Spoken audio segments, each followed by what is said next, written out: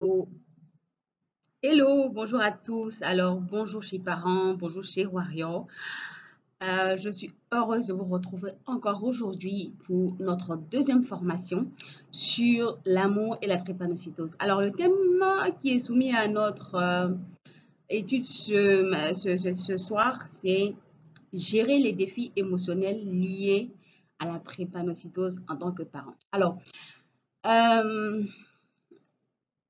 cette formation est née de mon propre vécu, d'accord? Parce que j'ai beaucoup discuté avec ma mère concernant ce qu'elle a ressenti, elle et mon père, lorsqu'ils ont appris que j'étais drépanocytaire. Parce que ça n'a pas vraiment été facile pour eux, parce qu'ils ne comprenaient pas ce que c'était et ils étaient vraiment confus. Donc, ils sont passés par plusieurs types d'émotions et avec les recherches que j'ai pu effectuer, j'ai pu comprendre que les parents aussi étaient vraiment touchés, non seulement au niveau de leurs propres émotions, au niveau de leur propre morale, mais également ils étaient touchés dans tous les sens du terme. Alors, ce n'est pas seulement le problème financier, mais il y a le problème financier, il y a le problème moral et parfois même le problème spirituel, comme on pourrait le dire. Voilà, donc aujourd'hui, on va essayer de voir, de passer en revue tous les défis émotionnels liés à la drépanocytose. Et ça concerne que les parents. Comment est-ce que l'amour des parents peut aider pardon, à gérer ces défis émotionnels-là et comment est-ce que, quelles sont les stratégies qu'on pourrait mettre en place pour surmonter ces défis-là. Voilà. Alors, comme je l'expliquais tout à l'heure, nous allons avoir 3 points à l'ordre du jour. Voilà, donc les défis émotionnels des parents, l'amour inconditionnel des parents pour surmonter évidemment ces défis émotionnels-là. Et on va voir quelques petites stratégies que j'ai tirées de mes parents et que j'ai tirées également en tant que moi-même parent drépanocytaire et que j'ai tiré aussi de mes lectures et de mes recherches. Voilà. Donc, je suis Anne-Jocelyne Kofi. Je suis Anne-Jocelyne Kofi, je suis drépanocytaire SS et je suis aussi maman, voilà, de 2 enfants. Et j'ai pu vaincre la drépanocytose, donc dompter la drépanocytose parce qu'elle est toujours dans mes gènes, mais je crois que avec, disons, une méthode fondée sur 3 piliers, la foi, les pensées positives et les bonnes habitudes, j'ai pu dompter la drépanocytose et aujourd'hui, cela fait près de 8 ans que je n'ai pas été hospitalisée pour une crise de drépanocytose. Voilà. Donc, je partage à travers mon blog Prépa 360 degrés toutes mes connaissances, tout ce que j'ai appris tout au long de ces années-là. Ensuite, ce qui est ressorti de mes propres expériences. Je partage également via des vidéos sur ma chaîne YouTube et également un ensemble de formations dédiées à tous ceux qui veulent comprendre la drépanocytose en tant que parent d'enfants drépanocytaires, mais en tant que drépanocytaire aussi. Parfois, certains drépanocytaires ignorent ce que c'est que la drépanocytose. Alors, il faut dire que je suis aussi consultant marketing. Voilà. Donc, en plus d'être maman et d'être blogueur, je suis aussi consultant marketing et formateur. Voilà un peu qui je suis. Alors, sans plus tarder, on va entrer dans le vif du sujet pour vous expliquer que l'amour parental et la gestion des défis émotionnels liés à la drépanocytose n'est pas toujours évidente. D'accord? En tant que parent d'enfants drépanocytaires ou même en tant que même parent drépanocytaire, c'est pas toujours facile de gérer le quotidien parce que on rencontre des défis qui sont liés beaucoup à la maladie. Donc, ça peut être des complications médicales, ça peut être des défis émotionnels, ça peut être des défis moraux, ça peut être des défis financiers, ça peut être des défis spirituels. Voilà, puisque l'homme aussi a une dimension spirituelle. Voilà. Donc, l'objectif de cette formation, de ce point que nous allons voir aujourd'hui, c'est de vous accompagner et de mettre en lumière toutes ces émotions par lesquelles vous passez. Parfois, on n'a pas idée et on ne comprend pas, on n'arrive pas à mettre le doigt là-dessus.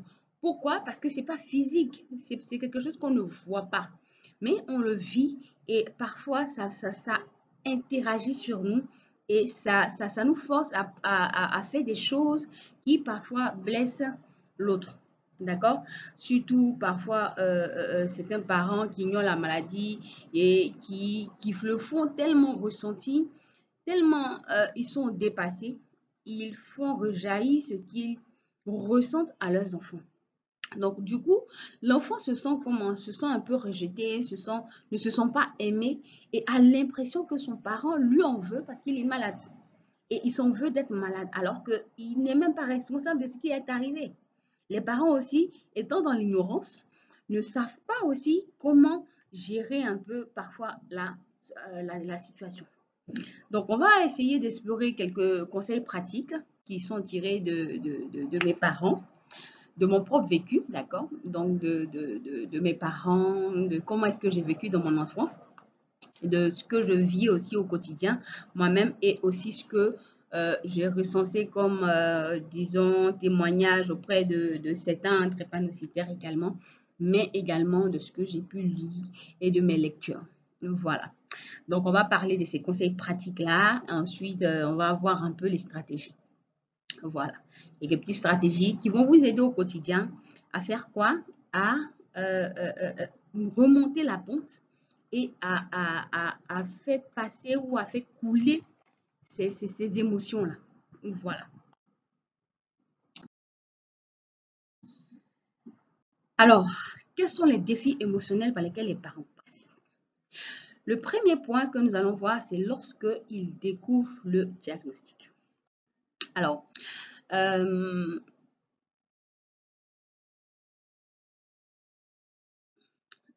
mère m'a raconté que j'ai été une enfant sans problème. Donc, quand j'étais enfant, bébé, pardon, je n'avais pas de crise, je ne faisais pas des crises. Je crois que les crises ont commencé, m'a-t-elle dit, lorsque j'ai commencé l'école maternelle, donc en petite section. Donc, j'ai commencé à être tout le temps fatiguée. Quand je revenais de l'école, j'étais fatiguée, j'étais épuisée, j'étais faible. Et même quand je faisais des efforts, courir, ça me fatiguait. Et après, on m'emmenait à l'hôpital pour des problèmes d'anémie chronique, de paludisme, etc., etc.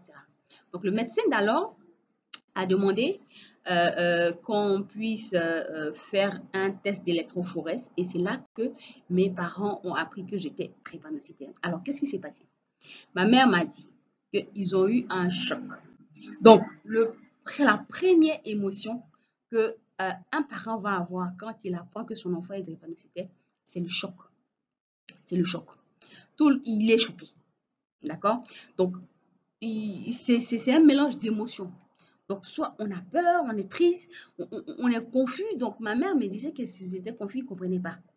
Donc, c'était quoi la drépanocytose? Pourquoi l'enfant était drépanocytaire? Et comment est-ce que l'enfant avait eu la drépanocytose? Il ne savait pas. Donc, les premières émotions que vous allez avoir, c'est de la confusion, de la peur, de la tristesse. Et vous allez même, parfois même vous accuser. Ou même accuser les sorciers, comme on le dit. Parce que je sais que mon père, dans le temps, pensait que c'était une main, comment dirais-je, une main mystique, voilà, qui avait lancé ce sort-là. Voilà. Donc, il y a cette confusion-là au départ. Après la confusion, donc vous allez entamer maintenant un processus de recherche. D'accord? Donc, les médecins vont vous expliquer un peu ce que c'est que la drépanocytose, ce qu'il faut faire, ce qu'il ne faut pas faire et comment est-ce que vous devez suivre un traitement, etc., etc. Donc, ici, après le choc, les parents vont se poser des questions et des inquiétudes, bien sûr. Donc, une fois que les parents ont découvert, donc lorsque mes parents ont découvert un peu ce qui s'est passé, ce qu'ils ont cherché à faire, c'est se poser des questions. Essayer de savoir de quel côté de la famille le sort a été lancé, ou bien qu'est-ce qui s'est passé, comment est-ce qu'on peut soigner ça, Donc, c'est passé par toutes sortes de questions et d'inquiétudes. Est-ce qu'on guérit cette maladie? Est-ce qu'on peut arriver à vivre normalement avec cette maladie? Comment est-ce que, comment dirais-je, on peut guider l'enfant, on peut aider à l'enfant à ne plus être faible, etc., etc. Donc, ça part maintenant dans une quête à des réponses que parfois on n'a pas quand on est ignorant sur la maladie.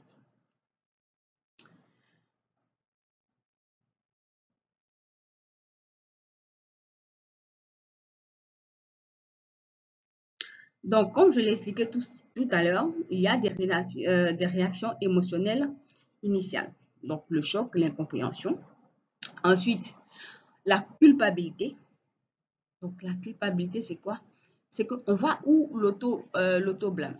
Donc, certains parents vont ressentir des sentiments de culpabilité. Ils vont se demander euh, si quelque chose, pourquoi, qu'est-ce qu'ils ont fait, quel est comment dirais-je, cette faute-là qu'ils ont commise qui a fait que l'enfant est à cette maladie-là, à cette maladie-là.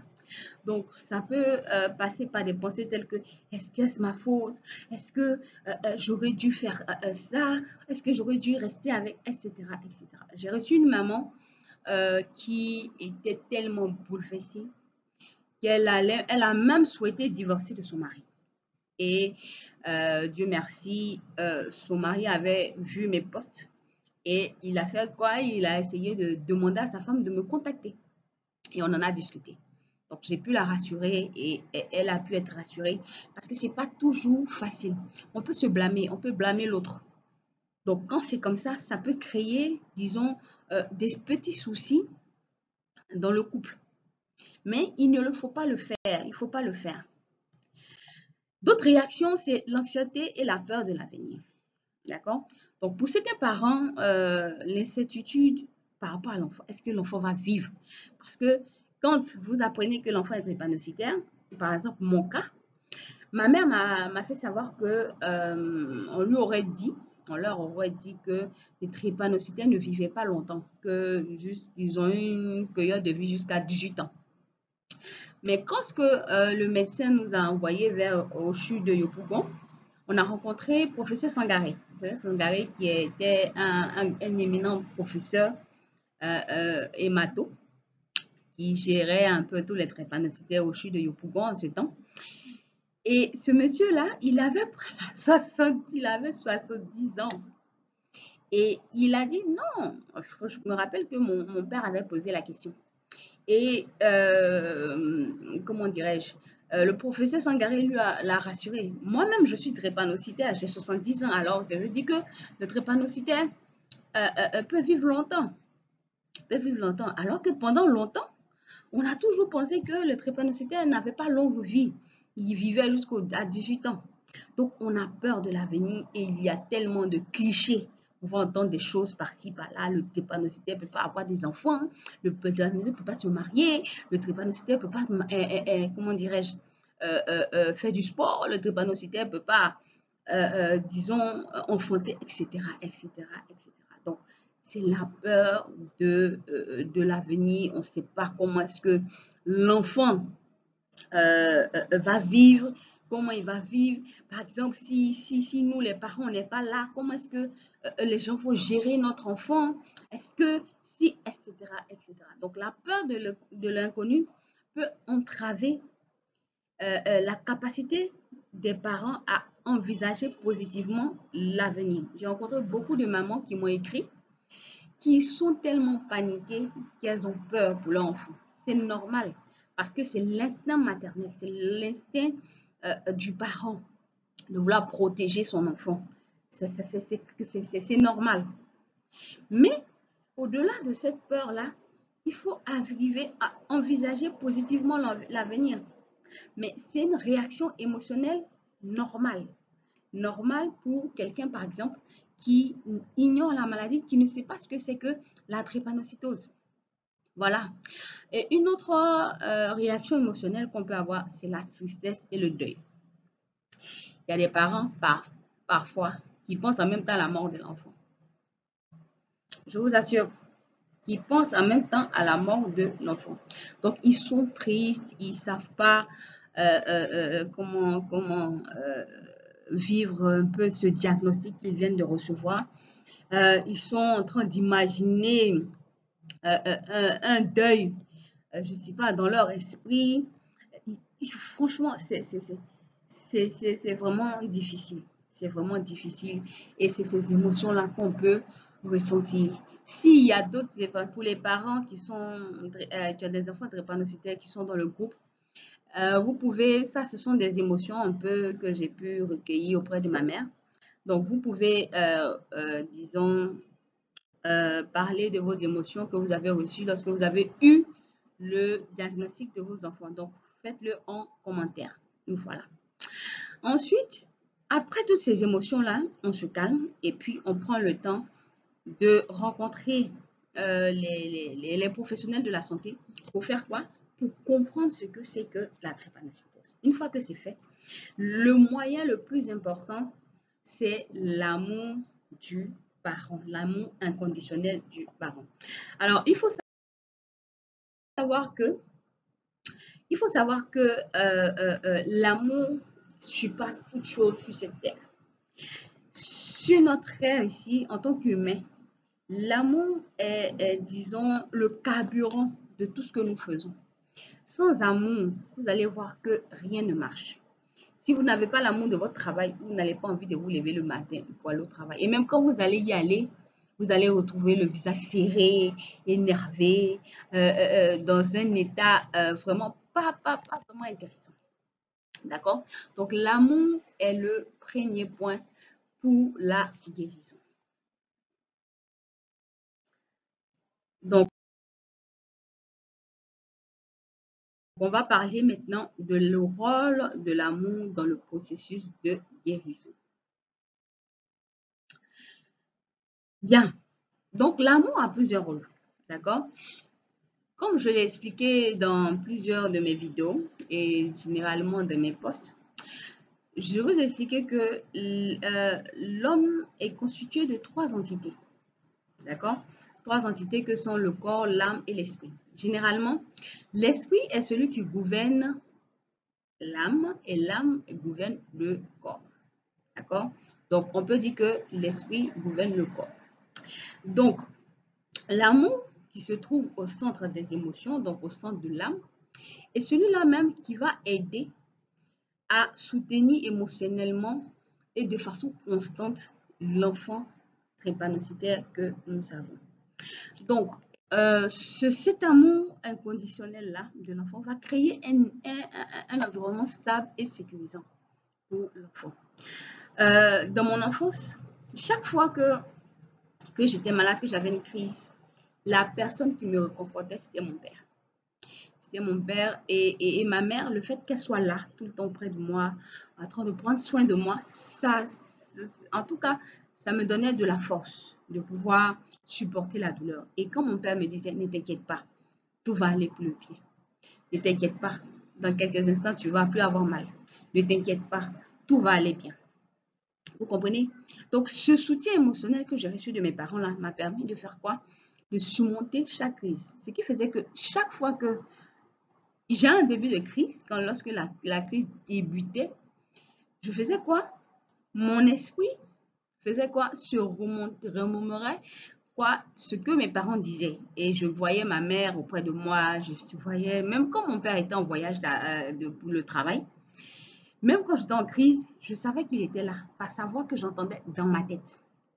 Et cela faisait quoi? Cela me donnait de la vigueur, me donnait de la force et m'aidait quand même à supporter ces douleurs-là. Je vous assure, les douleurs de drépanocytaire, c'est vraiment pas évident. Non, c'est notre univers. C'est une douleur atroce, ça touche votre âme et parfois tout ce que vous réclamez, c'est la mort. C'est la mort pour calmer les douleurs. Et ces paroles de mes parents-là, vraiment me reconfortaient.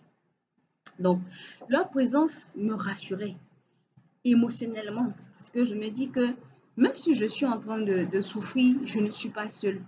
J'ai à côté de moi mon père et ma mère qui sont là, qui me soutiennent. Voilà. Ensuite, l'amour permet de faire quoi? De stimuler ce qu'on appelle la sécrétion d'oxytocine. Donc, généralement, lorsque vous aimez quelqu'un, l'amour déclenche en nous une hormone qu'on va appeler l'oxytocine. C'est une hormone liée au bien-être et qui permet de faire quoi? De réduire le stress. De réduire le stress. Quand j'étais petite, moi, tout ce qui m'inquiétait, c'est que je ne vais pas aller à l'école, on va faire une composition ou bien on va faire des exercices. Moi, je ne pouvais pas faire des exercices, etc. Donc, c'était ça, en fait, qui m'inquiétait. C'était pas en fait la crise qui m'inquiétait, mais c'était ça. Donc, le fait que mes parents étaient là et passaient leur temps à me rassurer émotionnellement, ça faisait quoi? Ça déclenchait en moi cet état émotionnel-là. Mon père me disait toujours, ne t'inquiète pas. Dès que tu sors de l'hôpital, moi, je vais t'expliquer tous tes cours et quand tu vas arriver, tu n'auras pas de problème. Mes parents étaient enseignants, tous les deux.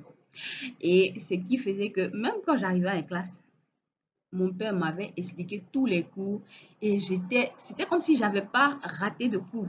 Donc, j'arrivais en classe tranquille et Dieu merci, j'étais toujours parmi les meilleurs de ma classe. Et je rends grâce à Dieu qui m'avait donné ses parents vraiment aimants. Voilà.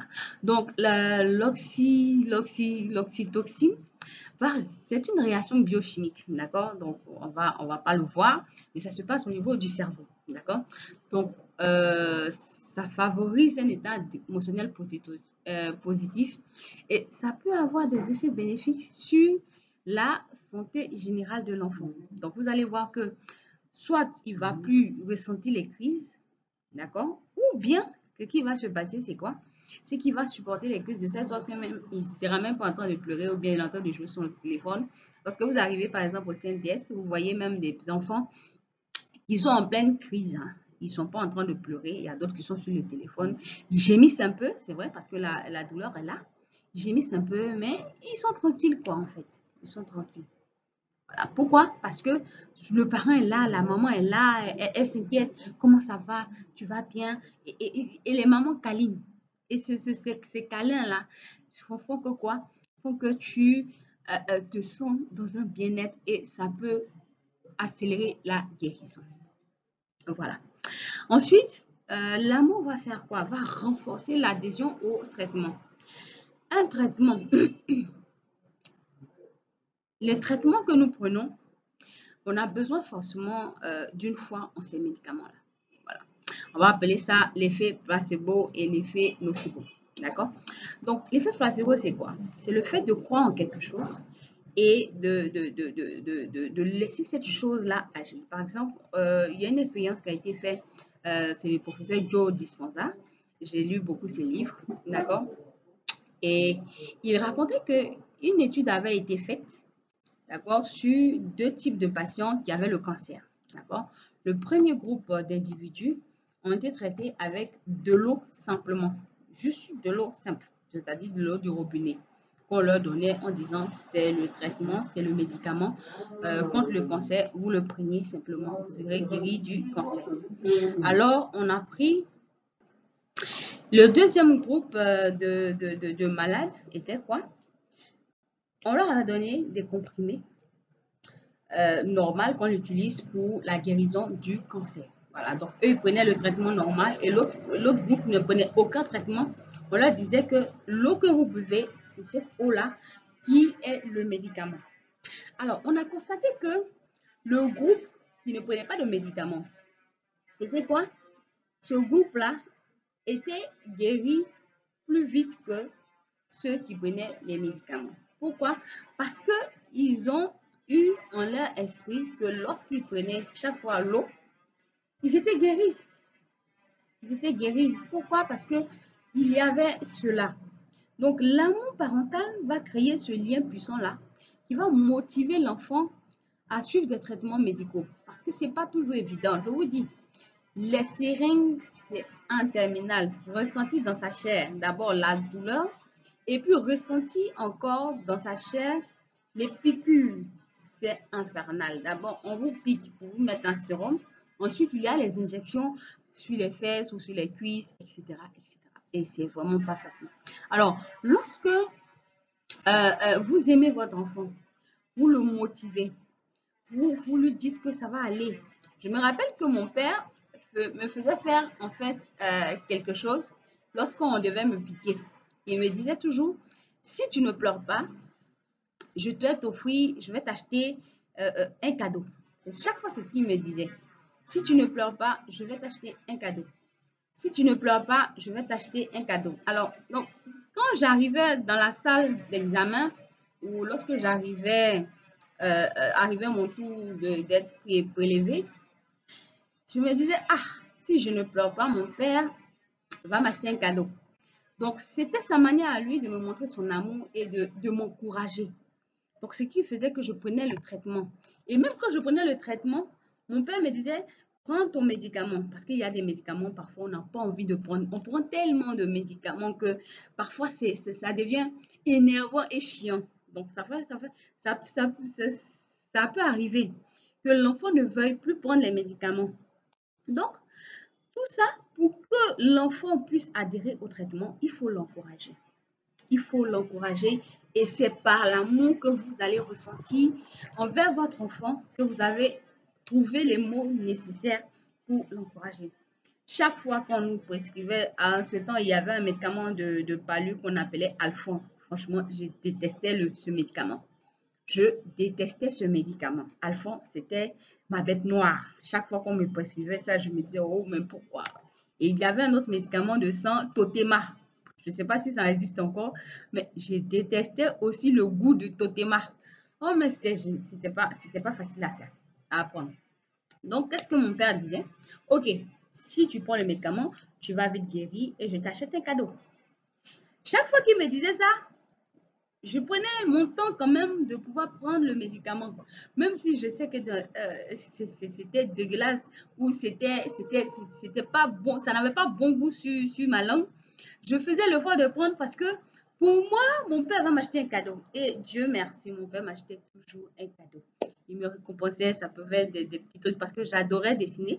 Alors, il m'achetait des crayons de couleur, de la peinture et des cahiers où je faisais du coloriage. Voilà, donc il faisait toujours ça. Ou bien il m'achetait un petit livre que je lisais parce que j'aimais beaucoup lire quand j'étais enfant. Donc, il me donnait un petit livre et c'est ça. Tout ça, ça me donnait la force de pouvoir prendre mes médicaments. Et même pour suivre le traitement, parce qu'il faut prendre les médicaments. Avant, c'était les médicaments tels que Alfol et autres, tout ça. Je crois que dans le temps, c'était Praxilène. Voilà, c'était Praxilène. Et puis Totema. Et puis, il y avait d'autres médicaments encore qu'on prenait. Donc, lorsque le temps des médicaments arrive, c'est moi-même qui disais à ma mère, maman, je dois prendre mes médicaments. Et moi-même, je prenais mes médicaments. Parce que quoi? Parce que j'avais confiance.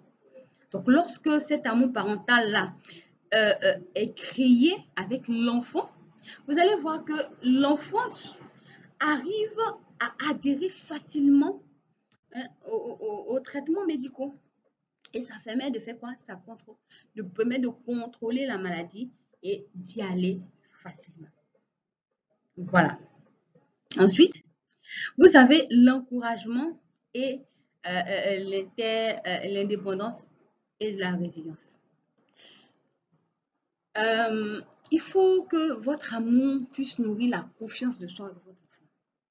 Vous devez aider votre enfant à développer des compétences. Il faut le rendre autonome. Ne lui dites pas qu'il ne peut pas. C'est vrai qu'il ne peut pas tout faire. C'est vrai.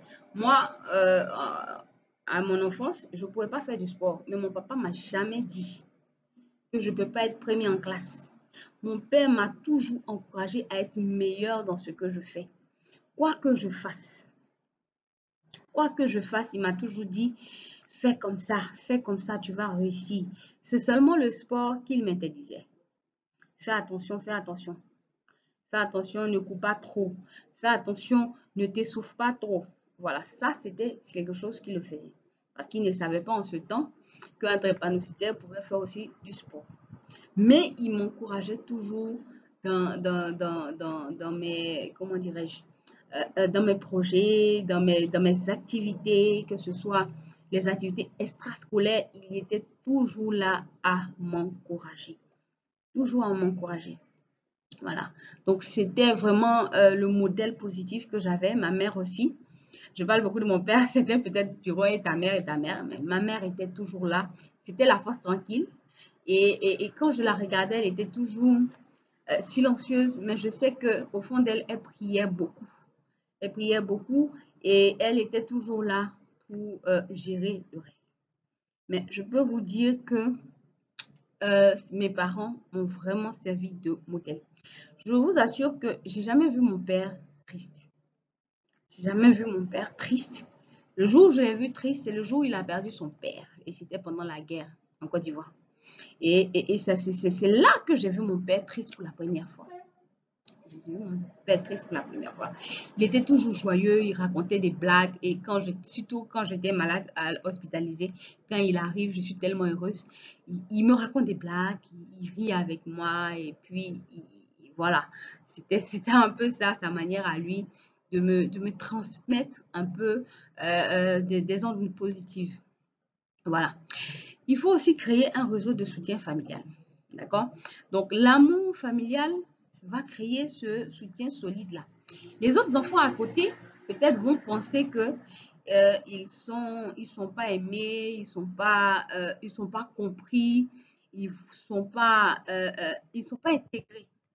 Ils sont pas intégrés parce qu'eux, ils sont en bonne santé et on s'occupe pas d'eux. J'ai discuté avec une drépanocytaire je pense l'année dernière ou l'année surpassée, qui m'expliquait que ses frères et sœurs disaient toujours à leurs parents, mais toi, tu aimes plus tel que nous.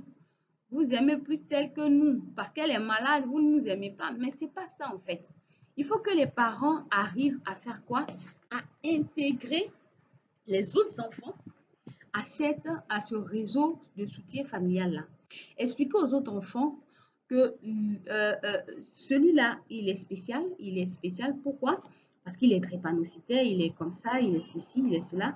Expliquer ce que c'est que la drépanocytose aux autres enfants pour qu'ils comprennent que c'est pas parce qu'on aime l'autre plus que les frères et sœurs, que par exemple, les parents sont toujours aux petits soins avec les autres, avec lui. Mais c'est de comprendre que vous êtes cette force-là qui vont l'aider à faire quoi? À être en bonne santé. À être en bonne santé. C'est eux qui doivent encourager leurs frères à prendre les médicaments. C'est eux qui doivent encourager leurs frères à être bien quand ils sortent. Ah, c'est notre frère, à le protéger. À le protéger. Moi, je peux dire que j'ai eu des frères et sœurs vraiment formidables.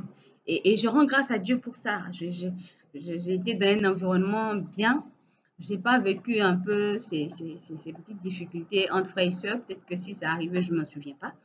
Mais je peux dire que les parents n'ont pas délaissé mes frères et sœurs, mais ils ont toujours tout fait pour qu'on soit toujours tous à l'aise. Soit toujours tous à l'aise. Bien vrai que j'étais drépanocytaire, mais ils incluaient les autres. Ils incluaient les autres qui étaient là, qui nous soutenaient, qui parfois se faisaient, on se moquait, mais quand même, ils étaient là et ils étaient impliqués dans ce qui se passe. Généralement, j'ai ma petite sœur qui faisait quoi? Quand elle sentait que j'étais en crise, automatiquement, elle partait chercher mes médicaments. Ah, prends ça, etc. Donc, ça fait que le drépanocytaire même ressent cet amour familial-là. Et même si le parent n'est pas là, les autres frères sont capables de faire quoi? De prendre en charge le drépanocytaire malade. De sorte à ce qu'il y a les premiers soins, le temps que les parents qui sont peut-être allés au travail puissent être là pour interagir. Donc, c'est ce qui se passait. Et même pendant la nuit, si tu es malade, mon frère faisait quoi? Partait prévenir les parents si je suis en crise pendant la nuit. Parce que parfois, tu es en crise, tu ne peux pas te lever, aller taper à la porte des parents. Mais quand je suis en train de gémir ou pleurer, que mon frère entend mes pleurs ou ma petite soeur entend mes pleurs, il faisait quoi? Automatiquement, il se levait et partait taper à la porte des parents. Ah, elle est malade, elle est en crise. Et automatiquement, les parents faisaient quoi?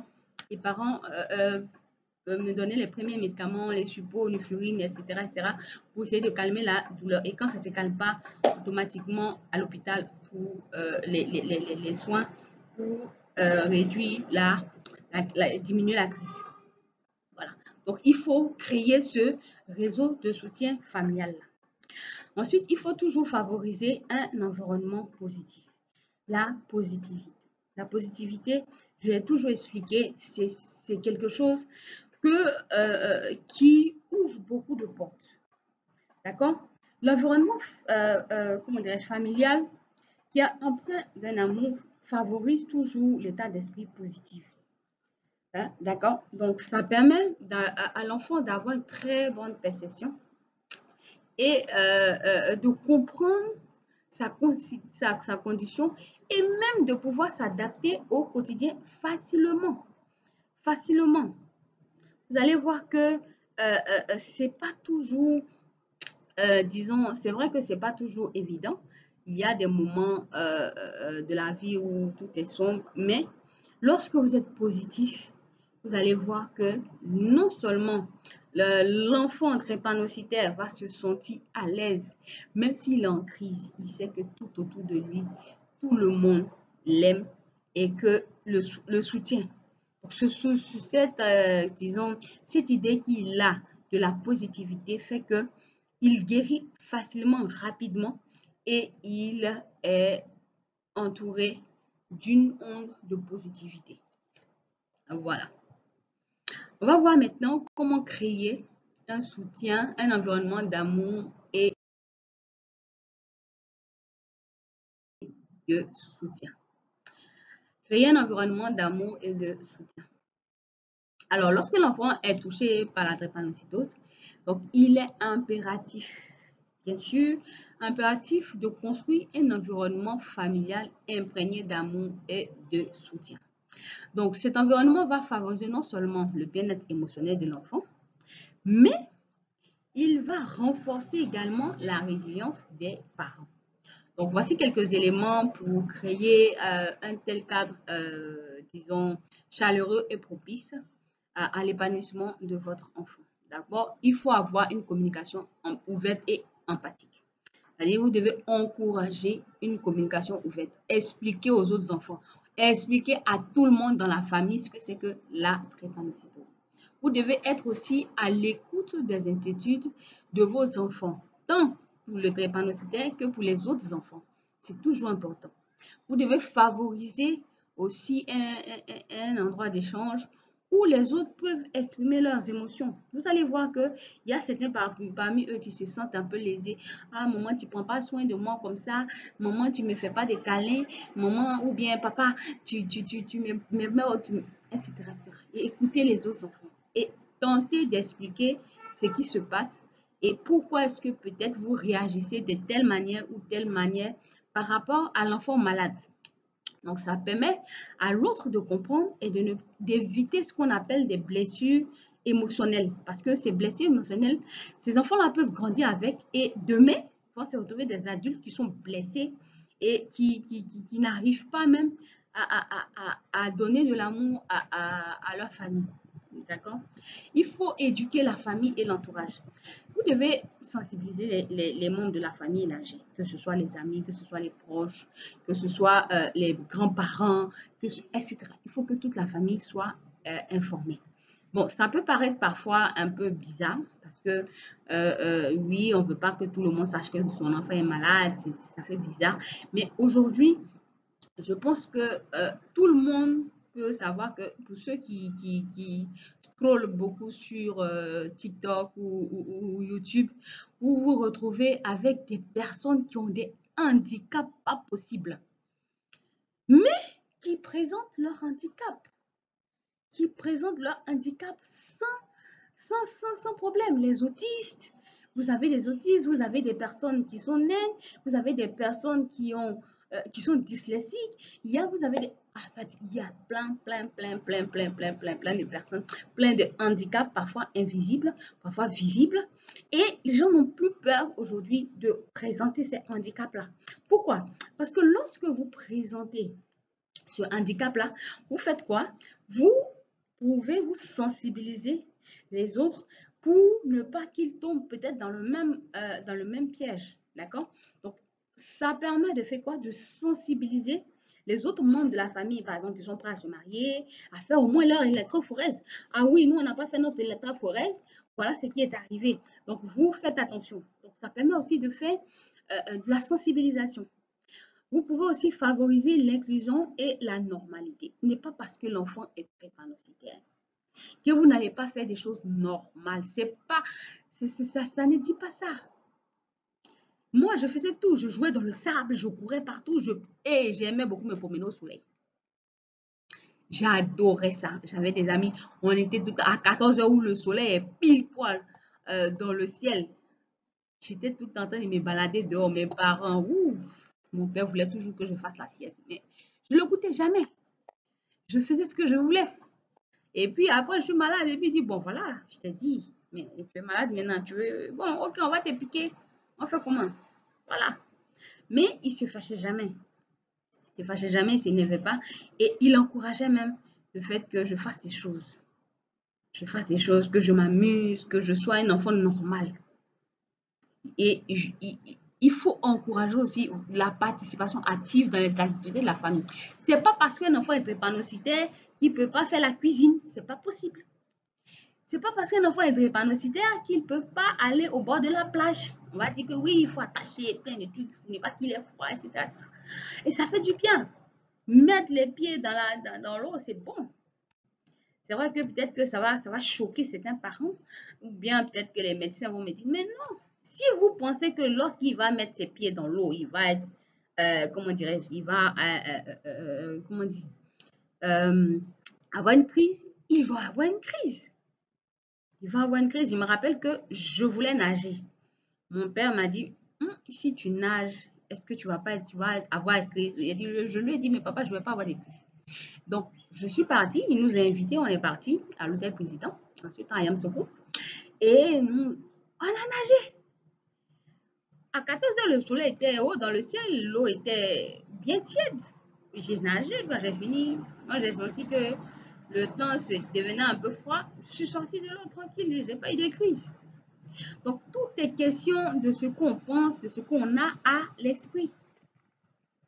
Parce que si vous pensez que l'enfant ne va pas se sentir bien, ou l'enfant ne peut pas faire chaud, ou l'enfant ne peut pas soulever ça, vous vous comportez comme un parent qui a un enfant en cristal. Mais l'enfant n'est pas en cristal. Et quand vous faites ça, vous cassez un peu sa confiance en soi. Vous cassez un peu sa confiance en soi. Donnez-lui le courage d'être quelqu'un d'autonome.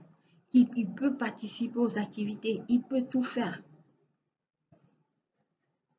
Mais en suivant bien sûr son traitement et en respectant certaines règles d'hygiène de vie et son traitement, voilà. Donc une fois que c'est fait, vous allez voir que l'enfant est dans un environnement d'amour et il est vraiment soutenu par sa famille. Ensuite, il faut soutenir dans les moments difficiles. C'est-à-dire quoi? Il va y avoir des moments où il y a la crise. Il va y avoir des moments où il y a des crises qui surviennent de façon répétée, répétée, répétée. On vient de sortir de l'hôpital, 2 jours plus tard, l'enfant retourne à l'hôpital, etc., etc. Donc, généralement, dans ces cas-là, vous devez faire quoi? Vous devez rencontrer le médecin, essayer de poser des bonnes questions pour comprendre pourquoi l'enfant est malade. Observez aussi l'environnement de l'enfant. Il ne s'agit pas comment dirais-je, de le fustiger ou de l'accuser de quoi que ce soit, mais essayez de comprendre qu'est-ce qui se passe dans l'environnement. Ça peut être dû à quelque chose qu'il a mangé qui n'est pas bien passé. Ça peut être dû à quelque chose émotionnel que lui-même il a vécu.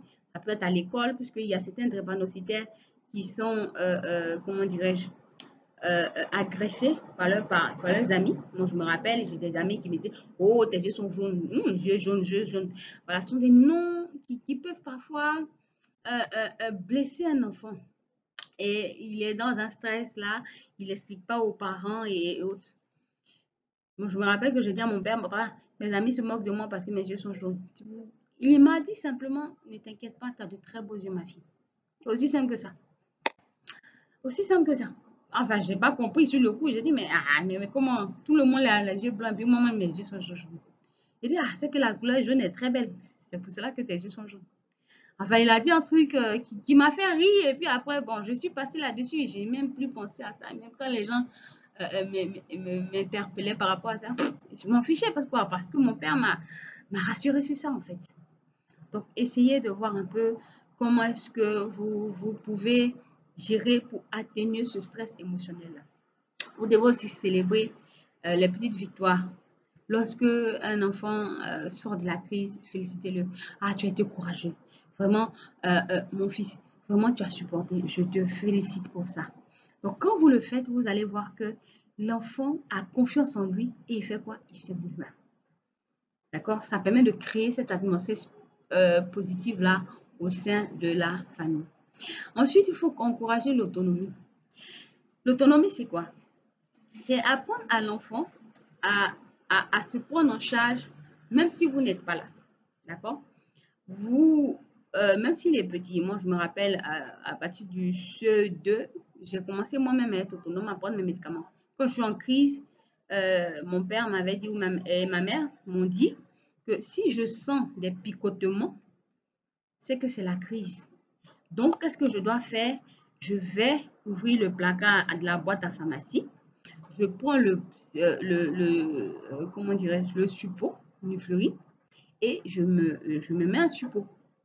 Ou je prends le comprimé, parce qu'on avait le comprimé, on avait le suppôt.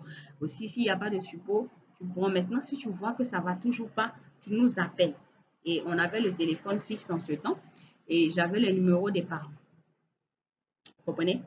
Donc, apprenez à l'enfant à être autonome, de sorte à ce qu'il puisse arriver à se prendre en charge seul.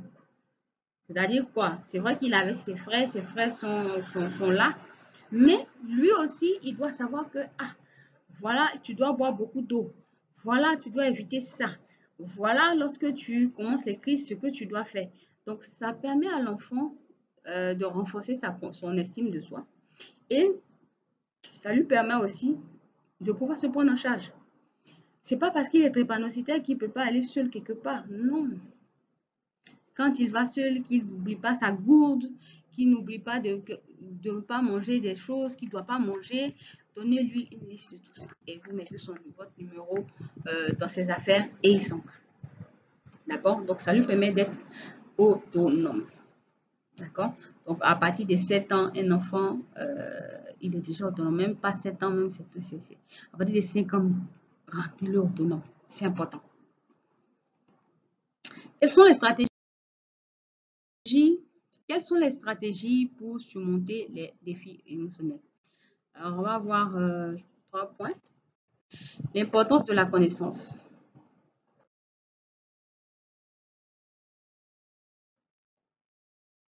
Bien, le premier point que nous allons voir concernant les stratégies, c'est l'importance de la connaissance pour surmonter les défis. Alors, si vous ignorez tout de la drépanocytose, vous allez toujours rester dans ces émotions-là, dans ces problèmes-là, dans cette tristesse. Ah, mon enfant est malade, mon enfant est drépanocyté, je ne sais pas ce que je dois faire. Et pourquoi? Et ça là, c'est les sorciers. Et Dieu, pourquoi tu m'as affligé ça, etc. Vous allez rester dans cette émotion-là. Alors que lorsque vous savez ce que c'est que la drépanocytose, lorsque vous maîtrisez, je dis bien vous maîtrisez un peu tous les mécanismes de cette maladie, c'est vrai qu'on ne peut pas tout maîtriser, parce que moi j'en apprends encore chaque jour, alors vous allez voir que tranquillement et simplement, vous allez gérer les choses facilement. Alors, la connaissance va vous permettre de faire quoi? Va vous offrir un éclairage, d'accord, indispensable, qui va vous permettre de faire quoi? De mieux comprendre la maladie, ses implications et les moyens de soutenir au mieux votre enfant. D'accord? Donc, disons, il faut avoir une compréhension approfondie de la maladie. Départ 360 Académie est là pour ça. Je partage tout ce que je sais sur la maladie. Vous pouvez aussi rencontrer des médecins qui vont vous parler, qui vont vous éduquer sur la maladie. Participer aux séminaires organisés par les associations. Participer également aux formations en ligne qui ont lieu. Il y a plein d'associations ou plein de drépanocytaires qui en parlent. Visitez ces pages-là. Intégrez des groupes Facebook pour vous former. C'est vraiment important. Ensuite, il faut anticiper les défis émotionnels. D'accord? Comme je l'ai expliqué, il y a plusieurs. Vous avez la tristesse, vous avez la peur, vous avez l'anxiété, vous avez toutes ces émotions-là. D'accord? Donc, il faut arriver à en discuter. Lorsque vous êtes marié, en parler à votre mari aussi, qu'il vous en parle. Quelles sont ses peurs, et ensemble, vous allez voir que vous allez arriver à surmonter cela, à vous conseiller et à vous. Parce que souvent, lorsque ça reste à l'intérieur de soi et que ça ne sort pas, ça vous détruit. Ça va vous créer encore d'autres maladies, les ulcères, les problèmes de tension. Vous êtes là, vous êtes malade, vous ne comprenez pas. Simplement parce que vous vivez dans ce défi émotionnel-là et vous ignorez en fait ça. Vous avez peur, quand l'enfant va... Et l'enfant, il fait froid, il pleut actuellement, et il va être en crise. Ou il fait trop chaud, et l'enfant ne va pas prendre la crise. Évitez ça. Évitez ça. Anticipez ces émotions et libérez-vous de ça. D'accord? Peu importe le temps qu'il fait. Il y a des drépanocytaires qui vivent au Canada. Il y en a d'autres qui vivent en Europe. Ils sont dans le froid. Ceux qui sont au Canada encore sont dans le froid constant. Aux États-Unis, il y a des drépanocytaires. En Asie, etc., etc. Mais si vous devez tenir compte du temps pour, voilà, pour vous stresser, ça ne sert à rien. Soyez calme. Gloire à Dieu, s'il y a du soleil, ça veut dire c'est bien, on va avoir de la vitamine D. S'il pleut, gloire à Dieu. Encore, on va être à l'aise parce qu'il ne fait pas trop chaud. Voilà, donc voilà comment il faut prendre les choses et voir le positif dans tout ce qui arrive. D'accord? Ensuite, il faut avoir une communication efficace avec les professionnels de la santé. C'est vraiment important. Informez-vous correctement auprès de vos hématos. Ils sont là pour ça. Souvent même, ils s'ennuient. Posez des questions. Posez des questions. Peu importe la question, posez vos questions au médecin. Surtout quand l'enfant est malade. Quand on va prescrire un médicament. Pourquoi est-ce qu'on prescrit ce médicament? Comment est-ce que le médicament agit? Est-ce que... Posez-les. C'est vraiment important.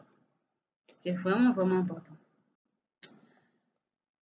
Alors, il faut aussi sensibiliser à la prévention et aussi aux soins. D'accord? Donc, il ne suffit pas seulement de guérir la maladie ou pour calmer la douleur. Il faut anticiper. Il faut anticiper. Il faut être dans la prévention. La prévention, c'est quoi? Boire beaucoup d'eau. Respecter toutes les règles d'hygiène de vie. Ne pas manger trop salé, ne pas manger trop sucré, ne pas manger de boire de soda, ne pas boire, comment dirais-je, boire beaucoup d'eau, manger convenablement, éviter de manger trop de viande rouge, la charcuterie, le lait, etc., etc. Ce sont des petites choses que on ne prend pas garde, mais qui, comment dirais-je, créent ce sont beaucoup de déclencheurs chez les drépanocytaires. Pour les plus grands, l'alcool, il faut doser. Vous pouvez prendre un verre de vin en passant, oui, c'est bon. Mais évitez de le prendre tous les week-ends. Vous êtes en boîte avec vos amis, vous êtes en train de prendre de l'alcool. Ça vous donne ça donne des crises. Vous êtes en train de manger du porc, du gras à chaque moment. Ah, mais vous serez en train de crier. Ça pas seulement pour les drépanocytaires, mais aussi pour les bien portants. D'accord? Donc, il faut arriver à prévenir les crises, à observer ce qui se passe. Observez ce qui se passe dans la vie de votre enfant. Notez dans un calendrier. Je vais en parler dans une autre formation. On le fera peut-être les mois à venir. Comment est-ce que vous devez suivre un enfant? Prenez un calendrier de janvier à décembre. Les périodes de crise. Combien de jours il fait des crises, etc., etc. Tout ça, il faut noter. Et qu'est-ce qui a déclenché la crise? Est-ce que c'est parce qu'il était trop fatigué? Est-ce qu'il a eu une activité trop dense? Est-ce qu'il a été stressé? Et tout ça, vous devez savoir. Et pendant la crise, quand vous partez à l'hôpital, quels sont les médicaments qui ont été prescrits? N'oubliez pas de lire les notices. Parce qu'il y a certains médicaments qui vont vous déclencher les crises. Lisez les notices. C'est important. Voilà. Ensuite, essayez de réduire l'anxiété par l'éducation. N'effrayez pas l'enfant. N'effrayez pas l'enfant. Donc, lorsque vous êtes éduqué, lorsque vous arrivez à comprendre les mécanismes de la drépanocytose, je vous assure, les parents, vous allez réduire tout ce qui est anxiété concernant la drépanocytose. Aussi simple que ça. Parce que la connaissance, le savoir est la chose la plus importante sur cette terre. Quand tu ne sais pas, quand tu es ignorant, tu te tues à petit feu, simplement parce que tu ne sais pas. D'accord? Donc, c'est vraiment important. Ensuite, la deuxième stratégie, c'est la connexion avec d'autres parents. Donc, l'importance de la connexion avec d'autres parents. Alors, il y a des parents qui, il y a longtemps, qui vivent avec la drépanocytose, qui ont des enfants qui sont tellement âgés maintenant, qui savent un peu comment ça se fait, etc. Donc, les autres parents vont partager leurs expériences, leurs émotions. Et ça va vous permettre de faire quoi? Ça va vous permettre de dégager cette atmosphère de peur que vous pouvez avoir.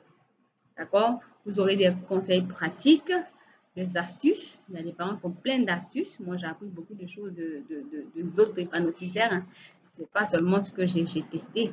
Mais il y a des personnes que j'ai rencontrées qui m'ont parlé de leurs astuces et que j'ai essayé qui marchent parfaitement bien. D'accord? Il y a même une amie drépanocytaire qui a eu ses enfants. Elle a eu 2 enfants par voie basse. Tranquille, quoi, avec des plantes. Tranquille, sans problème. Voilà. Donc, lorsque vous rencontrez d'autres parents, vous rencontrez d'autres drépanocytaires, vous allez voir que vous allez avoir des conseils, des astuces et des pratiques qui vont vous aider à diminuer ce stress émotionnel-là. Vous allez aussi avoir un soutien émotionnel, psychologique et qui vont vous rassurer. Qui va vous permettre de vous rassurer. Vous allez aussi avoir, cela va permettre aussi d'avoir une communauté d'entraide au cas où vous avez des petites difficultés pour comprendre ce qui se passe ou si vous êtes dans une situation d'urgence, la communauté peut vous aider et vous accompagner. Voilà. Et ça va vous permettre aussi d'élargir votre réseau de ressources. D'accord? Vous allez apprendre sur des livres, des documents qui seront partagés et qui vont vous permettre de vous éclairer. Voilà. Et cela aussi va favoriser quoi? La sensibilisation. La sensibilisation, ça nous permet de sensibiliser et de pouvoir organiser et surtout partager vos expériences. D'accord? Donc, voilà un peu ces 2 stratégies. La connaissance sur la drépanocytose, qui est un point essentiel. Et la deuxième stratégie, c'est la connexion avec d'autres parents. Donc, cela va vous aider à faire quoi? À diminuer le stress et à pouvoir entrer dans cet état de positivité. Voilà, je tiens à vous dire merci. Voilà, aussi pour fin notre formation d'aujourd'hui. Je tiens à dire qu'il y a encore 2 autres formations la semaine prochaine, la semaine prochaine. D'accord, sur l'amour, disons, avec les amis, les relations amicales et aussi les relations amoureuses, que nous allons voir. Voilà. Donc, je suis tout oui. Si vous avez des questions, veuillez les poser. Et puis, n'hésitez surtout pas, si vous avez des sujets sur lesquels vous voulez qu'on traite, la communauté est là pour ça. Et je vous en supplie, posez vos questions. Alors, portez-vous bien et excellent week-end à tous et à vous.